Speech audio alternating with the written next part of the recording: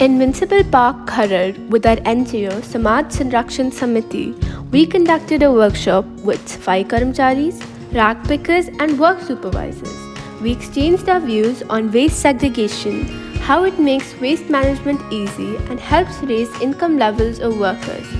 We also talked about the problems faced and ways to motivate the community. आपकी plastic आने से आपका कचरा बढ़ा है, साथ आपकी आबादी बढ़ने से भी आपका कचरा बढ़ा है और आपकी जो देश की तरक्की होने से भी आपका कचरा बढ़ा है। तो फिर मैं अपने पहले सवाल पे जाती हूँ, तो इसका क्या होगा? तो फिर हम प्लास्टिक की बैग्स की जगह हम कपड़ों की बैग्स यूज कर सकते हैं। हम पैकेजिंग मटीरियल में जैसे हम किसी को गिफ्ट देते हैं तो उसकी पूरी जो पैकेजिंग करते हैं उसका भी हम कम इस्तेमाल कर सकते हैं, क्योंकि हम उसको दोबारा से यूज नहीं करते हैं। तो फिर ये तो एक तरीका हो गया कि हम कचरा कम प्रोड्यूस करें।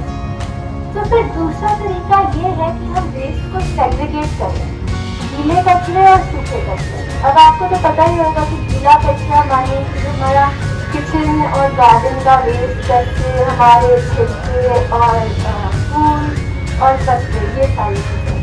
और आपका जो ड्राई वेस्ट, जो आपका सूखा कचरा, ये माने कि जैसे कचरा, कागज, कांच, प्लास्टिक, ये सारी चीज़ें।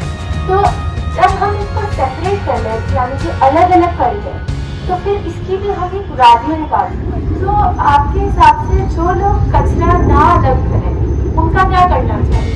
वार्निंग के फाइन करो मैडम, 2-3 बार समझा दो, नहीं होता फाइन।